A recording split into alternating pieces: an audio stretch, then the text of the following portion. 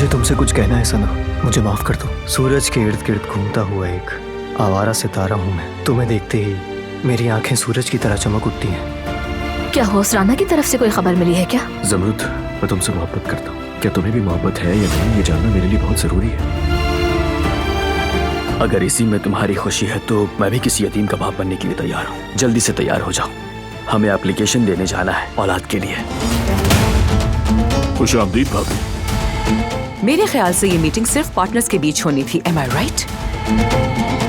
तुम फिक्र मत करो, हर चीज मेरे कंट्रोल में है। सब कुछ सही सही चलता रहा तो पारान मैदान से साफ हो जाएगा।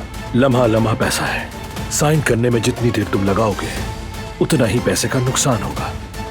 पिछली मीटिंग से वैसे ही अब तक लाखों डॉलर्स का नुकसान हो चुका है।